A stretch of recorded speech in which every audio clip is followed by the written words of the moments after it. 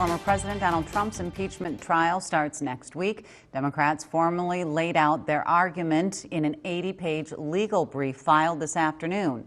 Democratic House managers prosecuting the case, depicting the January 6th Capitol riot as Trump's last-ditch effort to overturn the election. But Trump's new legal team, in their 14-page response, says the Senate lacks jurisdiction to remove him from office.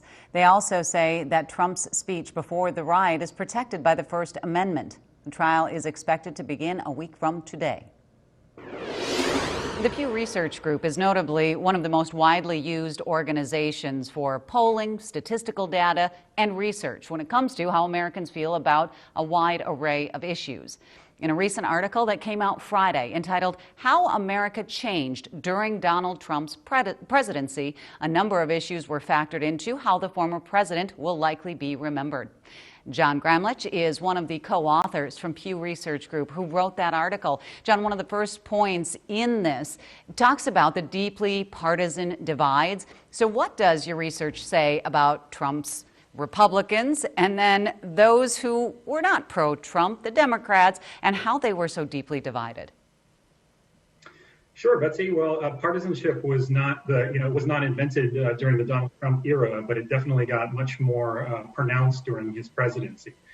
Even before he became president, in a survey that we did in December of 2016, shortly after the election, Republicans and Democrats were more divided over Trump than they were over any other incoming president in at least 30 years. And then once he became president, a couple weeks later, those divides only got more and more sharp over time. And so when all was said and done, over the course of 4 years in office, an average of 86% of Republicans approved of the job that Trump had done, while an average of only 6% of Democrats said the same thing. And that divide between the parties was the widest that we've seen in the history of political polls.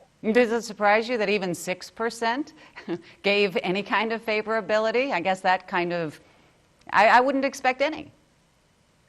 Yeah, I guess the question is, as we're heading into the Biden era here, is how much more divided can this really get? I mean, when you're talking about 5% of any one group, there's not much more you can find in terms of opposition. And so it'll be interesting to see if the Biden presidency will see a further widening of that gap or a continuation or maybe even a narrowing of it. But we don't have any early data just yet. Well, let's talk about some of the data from this particular article then. 2 years ago in 2019, y'all did a survey and found that at least 3/4 of Republicans said that the president's words sometimes or often made them feel either hopeful, entertained, or informed. But a larger number of Democrats said his words often made them feel concerned, exhausted, angry, maybe even confused. So that was from 2 years ago. A lot changed from 2019 to, the end of 2020. But that's the data that I thought was really interesting. 3/4 found him either entertaining, informing, and that he really made a positive impact on them. Yeah, I mean, Trump in some ways was almost like what you could call a human Rorschach test, where you had people in different parties seeing the same information and the same words coming out of his mouth and just reacting completely differently. I mean, you had Republicans seeing him as honest and trustworthy, Democrats seeing him as dishonest and not trustworthy. Republicans saw him as someone who was taking on the establishment and draining the swamp, as he liked to say, whereas Democrats saw him as part of that, as part of the establishment and part of the problem that he was sent to Washington to address. And so throughout all of the surveys that we did, time and again, there were just fundamental differences in interpreting who he was as a person and what his personality was like and what his character was like. Political divides within families also became a talking point during Trump's presidency. And in Pew Research from 2019, 44% of adults said that they wouldn't feel comfortable talking about Trump with someone they didn't know. 45% said that they had stopped talking politics with someone they knew because of him. Now, that's almost half of the people y'all talked to. And what was interesting about that latter finding about the people who just decided to stop talking politics altogether, that was a year or more before the 2020 presidential election had even really begun, the election cycle. So you can imagine that percentage may have gone up as the campaign heated up and as things got more and more intense.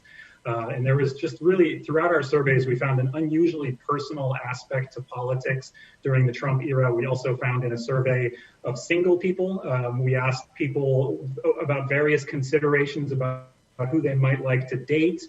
And 71% of Democrats who were single and looking for a relationship at the time said that they wouldn't even consider dating someone who had voted for Trump for a few years earlier. And so that just goes to show you some of the extremely personal context that politics in the Trump era took on. Everything from, debates over Thanksgiving dinner to who people would be willing to say they would go out on a date with. Yeah, and that was going to be my next point, 71%. Now, I know that in politics, if it's a big part of your life, you're going to gravitate toward a mate who probably agrees with you politically, right? And so in past presidencies, we didn't hear anything about people not choosing to date someone because of this, but 71% say and they were Democrats, correct, that they wouldn't even date somebody who voted for Trump. That's the disdain. Yeah, and it's not the same for all people, because we also asked Republicans who were single in that same survey if they would be willing to date someone who had voted for Hillary Clinton in 2016.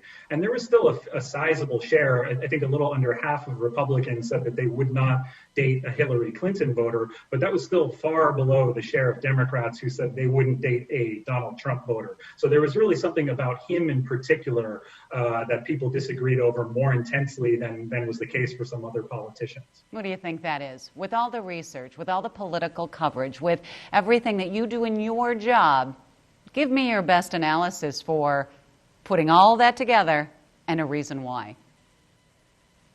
I mean, I think it comes down to the fact that Trump was really a unique, one-of-a-kind politician. I mean, he was the first person ever elected to be president without any government experience, without any military experience. He frequently said and did things that no other president would have done. He was the first president ever to be impeached twice. He was the first president in more than 150 years to refuse to attend his successor's inauguration. And so there were all these kind of these customs and traditions of presidential behavior that Trump was more than willing to go against.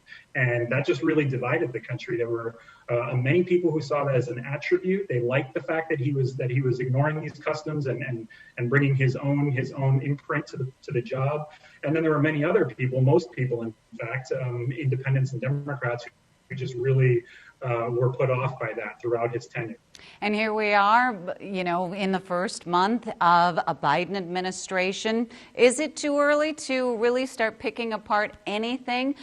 Because he's been around politics for so long. The campaign trail went on, a year or so that really things were ramped up. So it's not like he's new to the scene. I think when Trump was running, it was a lot different because he was new to the political scene and people weren't sure. People know what their feelings are about President Biden. How long before some research comes out about how Americans are feeling? We've done some initial research.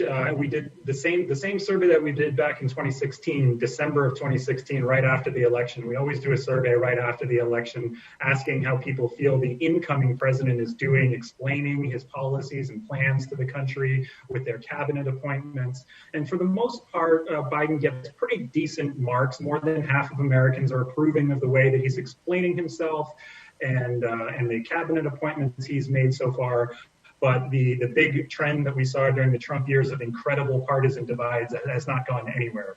Independents and Democrats, of course, are very positive on Biden. Independents are generally positive on Biden, and Republicans are not positive at all. And of course, much of that may have to do with the sizable share of the Republican Party and Trump voters in particular, believe that Biden is not a legitimate president and that Trump was the rightful winner of the election. And so Biden has a strong headwind if he's going to try to convince those people. And the early polling we've done makes that pretty clear.